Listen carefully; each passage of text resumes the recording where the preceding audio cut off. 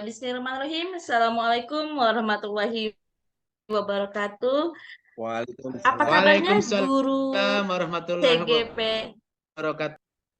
Iya, bagaimana kabarnya CGP hari ini? Apakah dalam keadaan sehat semuanya? Alhamdulillah sehat, Bu. Sehat, Bu. Iya, baik. Alhamdulillah. Alhamdulillah ya. Alhamdulillah pada hari ini ya, tidak terasa sudah memasuki lokakarya yang kelima. Luar biasa, ternyata waktu berjalan sangat cepat. Untuk menambah keberkahan pada hari ini, kita membaca basmalah bersama-sama. Bismillahirrahmanirrahim. Bismillahirrahmanirrahim. Iya, selanjutnya izinkan saya di sini memperkenalkan diri dulu ya, Bapak Ibu CGP hebat semuanya. Perkenalkan, nama saya Irma Purnamasari, saya berasal atau bekerja di SDN 1 Awirangan. Baik Bapak Ibu CGP hebat semuanya, izinkan saya untuk share screen ya. Oke, sudah kelima ini bagaimana program kepada murid. Nah, di sini ya, Assalamualaikum, tadi sudah pembukaan. Berikutnya adalah kita buat dulu kesepakatan kelas di sini. Saya bacakan dulu yang pertama, menghargai sesuai masukan ya, boleh sekali. Yang kedua adalah saat satu berbicara, yang lainnya saling mendengarkan. Yang ketiga, tepat waktu. Yang keempat, berpartisipasi aktif. Yang kelima, berbicara adalah fokus pada sesi pembelajaran. Bagaimana Bapak Ibu CGP semuanya? Cukup. Apa cukup?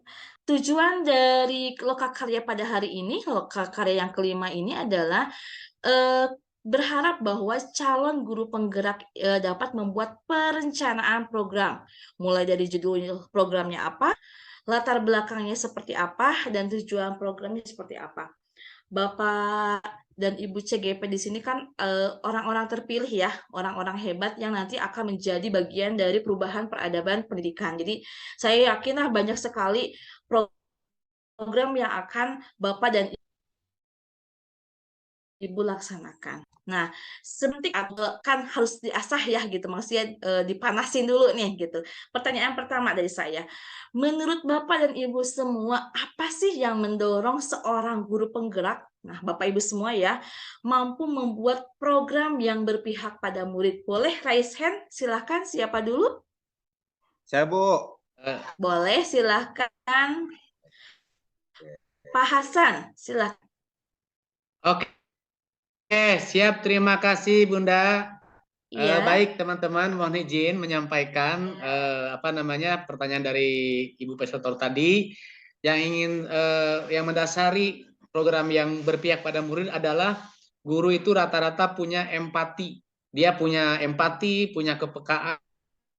Jadi oleh karena itu selalu ingin memberikan yang terbaik untuk murid-muridnya. Ya, Bapak Idi Ya, untuk Bu, menyampaikan. terima kasih ya atas kesempatan dan waktunya yang saya untuk melakukan atau membuat program-program yang berpihak pada murid. Tentunya ini sesuai dengan Pak ya, Pak Dim, bahwa harus bisa memerdekakan anak dengan program Merdeka Belajar, gitu ya. Iya, siap. Terima Jadi kasih, Pak Idi. Jadi betul sekali sejalan ya Pak ya dengan apa yang dicanangkan oleh Mas Menteri mengenai program yang berpihak kepada siswa. Yang keduanya silakan. Pasti yang namanya program itu perlu adanya potensi atau aset ya di sekolah Bapak Ibu semua. Pastinya ada potensi dan untuk mengembangkan program tersebut. Silakan. Silakan. Pak dulu, silakan. Enggak, ya Bu. Iya, boleh silakan Ibu Ida. Siapa dulu, Bu? Nah, jadi untuk yang berpenyakit, kalau dulu mah kan kita berbasis masalah ya. Iya, betul. Ya. Kalau sekarang tuh berbasis sama potensi ya Bu ya. Iya, betul. Kita lihat potensi yang ada di kita seperti apa, contohnya sumber daya ya manusianya. Iya. Juga dari lingkungannya gitu ya. Lingkungannya betul sekali. Finansial yang ada. Iya. Ya, pasti keuangannya ada. seperti apa? Iya, betul sekali. Nah, untuk potensi, menurut saya itu saya sangat setuju dengan pendapat dari Bu Ida. Mulai dari sumber daya manusia, kemudian lingkungan, kemudian pendanaan, dan lain sebagainya ya. Saya sangat setuju, Bu. Luar biasa ya masukan-masukannya atau informasinya mengenai bagaimana sesi atau mendukung untuk mengembangkan program tersebut. Baik Bapak Ibu, saya di sini izin untuk share mengenai Jamboard ya. Silakan Bapak Ibu boleh mengisinya di link Jamboardnya mengenai program. Mohon maaf mengenai program yang Bapak Ibu canangkan. Saya screen dulu. Oke, silakan sudah ada linknya ya di grup di chat. Di sini mulai dari apa tadi latar belakangnya, boleh ditulis lagi latar belakang mengenai pentingnya program yang berpihak kepada murid. Link yang kedua, di halaman yang kedua, program apa saja yang mungkin bisa Bapak laksanakan yang berpihak kepada murid. Silakan boleh raise hand dan ditulis itu. Boleh sambil menulis, ada yang raise hand, menjelaskan programnya seperti apa? Silakan Pak Heru, boleh menyampaikan. Ya, terima kasih Bu untuk Program apa program yang saja yang mungkin bisa ya. dilaksanakan ya Bu ya, yang berpihak pada murid. Iya, betul sekali. Contohnya Ya. itu di pembelajaran yang berpihak pada murid Bu, di mana guru itu memfasilitasi muridnya untuk mampu belajar sesuai dengan keinginannya. Kemudian yang kedua, program yang diberdayakan itu bisa seperti apa tuh, kayak menampilkan kemampuan murid kayak gitu loh Bu. Mampu mengeksplorasi kemampuan mereka di hadapan rekan-rekannya, depan teman-temannya. Baik sekali ya. Nanti itu bisa ditulis ya Pak ya, apa nama programnya gitu sebagai ciri khasnya. Baik Pak Edi, silakan. Rencana nanti saya di sekolah kaitannya dengan keberpihakan pada murid, saya akan membuat sebuah program tentang ekonomi kreatif. Oh iya, siap.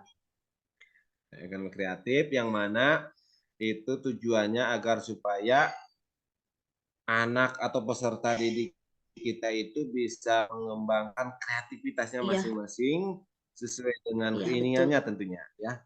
Dan itu tidak ada tuntutan kamu harus bikin anu, kamu harus bikin anu ya. Itu contoh misalkan kreativitasnya di bidang menggambar, boleh, atau kreativitasnya di bidang membuat anyaman juga boleh.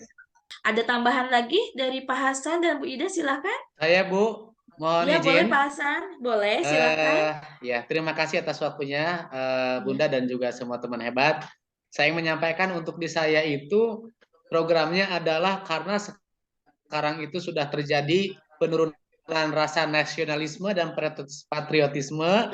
Saya mencanangkan program adalah NKRI My Choice, NKRI My Voice, NKRI My Mind gitu. Jadi untuk keren sekali. Kebetulan saya di PAUD, jadi saya akan setiap Senin saya mulai melaksanakan upacara bendera, menanamkan tentang Parabel Pelajar Pancasila sesuai dengan ikon kita saat ini. Kalau di sekolah saya tuh memang sedang menuju untuk keberpihakan pada murid, Bu. Jadi murid, pilihan-pilihan, sama kepemilikan murid memang sedang digalakkan.